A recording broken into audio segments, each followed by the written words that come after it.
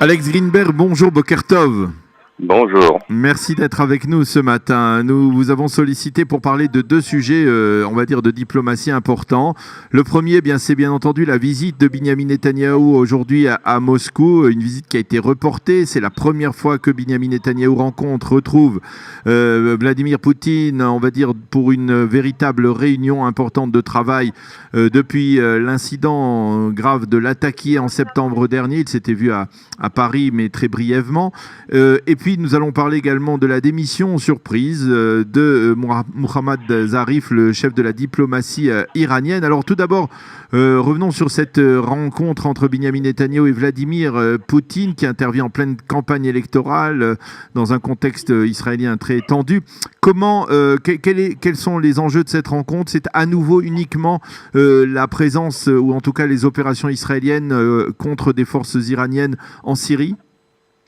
Je crois que oui, je ne crois pas que c'est en rapport quelconque avec les élections israéliennes, mais c'est surtout à propos de la continuation de coordination entre la Russie et Israël en ce qui concerne les frappes israéliennes en Syrie, parce que la Russie ne les considère pas positivement, pour ne pas dire plus. Et c'est pour cela que la coordination est très importante pour Israël, parce que en fait la Russie ne peut pas aménager la présence iranienne en Syrie, même si elle le voudrait.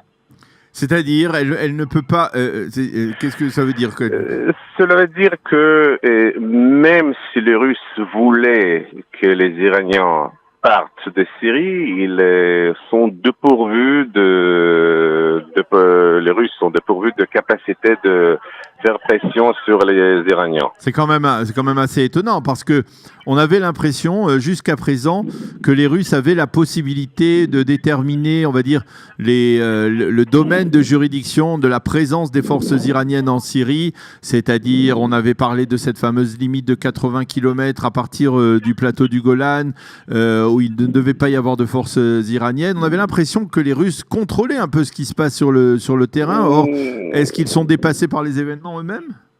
Non, je ne crois pas. D'abord, la réalité montre que ces accords entre la Russie et Israël, que les Iraniens ne dépasseront pas 80, 90 ou 100 kilomètres, ça ne marche pas. Ça n'est pas respecté. Il y a des Iraniens un peu à proximité de la frontière, n'est-ce pas? Oui, c'est plutôt les milices pro-iraniennes, pas vraiment les Iraniens, mais quand même, encore une fois, les Russes peuvent contrôler le terrain ou ils eux-mêmes contrôlent le terrain, dans l'Latakia par exemple. Oui. Mais les forces russes ne sont pas déployées au nord du pays, et donc ils ne peuvent exercer aucun contrôle du terrain. Alors, qu'est-ce que le Premier ministre peut obtenir de Vladimir Poutine aujourd'hui? Est-ce que les Russes eux-mêmes ont quelque chose à demander aux Israéliens? Est-ce qu'ils peuvent leur demander de réduire l'intensité des frappes aériennes israéliennes contre les bases syriennes, les bases iraniennes? Pour répondre à cette question, il faut être une mouche sur le mur pendant la tête-à-tête entre Poutine et Netanyahou. Mais je crois que Netanyahou va surtout rassurer Poutine que les forces russes ne seront jamais frappées par Israël. Et de son côté, Poutine peut-être s'engager de ne pas activer la défense aérienne russe pour ne pas frapper les avions israéliens. La défense aérienne russe, quand vous dites la défense aérienne russe, c'est la défense de l'armée russe ou alors par exemple les fameux missiles S-300 ou S-400 qui ont été fournis par la Russie à la Syrie? Oui, tout à fait. Il s'agit de ces missiles dont le système apparemment n'a pas été activé lors des frappes israéliennes. C'est-à-dire les Russes n'ont pas encore donné les codes aux Syriens, les codes suffisants nécessaires pour riposter avec ces armes. Je ne sais pas s'il s'agit exactement d'un code, mais il s'agit en tout cas d'un système très compliqué qu'il faut être qualifié pour pour le faire fonctionner. Alors, vous avez dit que cette rencontre, elle n'était pas liée aux élections directement, mais en fait, il est clair que Binyamin Netanyahou veut également en tirer un profit pour on va dire, conforter son image d'homme d'État qui est extrêmement bien vu à Moscou. Est-ce qu'on peut dire que les Russes pourraient s'impliquer en faveur de Binyamin Netanyahou c'est-à-dire, ou alors qu'ils souhaitent sa victoire et la poursuite de cette coopération avec Netanyahou? Peut-être, oui, mais c'est une spéculation qui n'a aucun sens. C'est-à-dire, on peut dire toujours oui ou non, mais on ne peut rien prouver. Oui, peut-être qu'ils veulent que Netanyahou continue, ou par contre qu'il y ait quelqu'un qui ne continue pas les frappes israéliennes. Mais de l'autre côté, tout le monde sait en Israël que la présence iranienne en Syrie est conçue consensuellement comme une menace existentielle pour Israël. Alors, je ne crois pas que Netanyahou va changer quelque chose davantage. Et vous ne pensez pas c'est-à-dire, il y a une volonté des Russes de s'impliquer plus que ça dans la campagne électorale, quoi? Je crois pas que les Russes s'intéressent trop aux campagnes électorales. C'est encore une fois, c'est une spéculation plutôt américaine qui ne voit qu'une raison de la victoire électorale de Trump, c'est l'intervention russe, mais aucune preuve pour le moment. Est-ce que les Russes diffusent des fake news? Oui, mais c'était toujours comme ça. Ce n'est pas nouveau. Alors, ça c'est pour le dossier russe avec cette rencontre entre Binyamin Netanyahou et Vladimir Poutine. Mais puis il y a depuis 48 heures une information qui a, on peut le dire, surpris. C'est cette démission du chef de la diplomatie iranienne, Mohammad Zarif.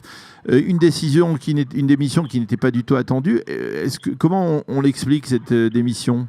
Je pourrais expliquer cette démission par les guéguerres internes au sein du pouvoir iranien, c'est-à-dire le chef de diplomatie iranienne, Javad Zarif, est attaqué et accusé même de trahison, pour ainsi dire, parce que le hardliners, le noyau dur des islamistes au pouvoir, considèrent l'accord nucléaire comme en trahison, parce qu'en fait l'Iran n'a rien reçu après cet accord. La situation économique se détériore et donc les promet d'être modéré, ou les promesses de l'amélioration et d'une amélioration économique ne se sont pas réalisées.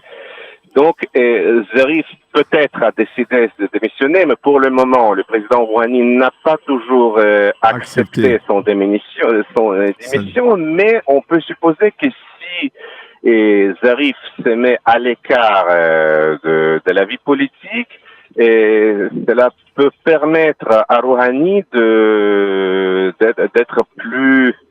se mettre plus aux côtés du guide suprême, Rahbar, Ayatollah Khamenei, c'est-à-dire Rouhani maintenant peut changer de rhétorique. C'est ça, Rouhani était considéré, on va dire, comme une sorte de pragmatique qui a encouragé l'accord de Vienne, et maintenant, vu l'échec de l'accord, quelque part, il voudrait se rapprocher, on va dire, de la branche plus conservatrice. Et oui, c'est enjeu politique, mais Zarif ne peut pas le faire. Il est trop impliqué. Il provient du cœur du système. Il n'est pas quelque chose d'autre. Mais Zarif est un diplomate qui gère des négociations. Il ne peut pas se permettre d'un côté aller en Europe, convaincre les Européens de maintenir l'accord nucléaire, de l'autre côté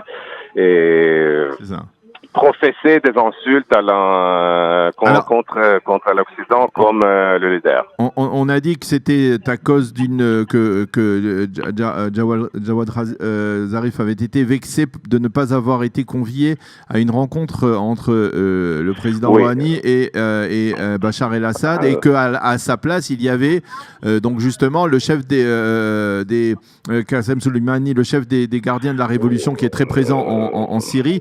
C'est une forme de désaveu aussi, c'est-à-dire c'est justement la preuve que Rouhani se rapproche des gardiens de la révolution. Et justement, je n'en suis pas sûr, parce que, en tout cas, la diplomatie iranienne formelle, présentée par le ministère des Affaires étrangères, officiellement, n'est pas responsable de la politique iranienne régionale et stratégique en Syrie ou au Liban. Donc ça, je comprends que d'un côté c'est très inhabituel, mais de l'autre côté ça reflète l'état d'affaires réel depuis de lustres. Alors, est-ce que ça veut dire que on est en route du point de vue des Iraniens vers une sorte d'échappatoire, de se retirer? Les Iraniens vont se retirer de cet accord de Vienne de manière irrémédiable ou pas? Je dirais pas, non, mais ils vont continuer le cours politique présent. Pardon, je dois finir, je dois terminer, je dois descendre du bus. Voilà, eh bien alors merci beaucoup. Merci beaucoup d'avoir été avec nous ce matin sur Studio Kalita, et bonne journée Alex Greenberg, merci beaucoup. Voilà, il est 8h22. Nous allons marquer une pause musicale avant de nous retrouver pour la revue de la presse et des médias.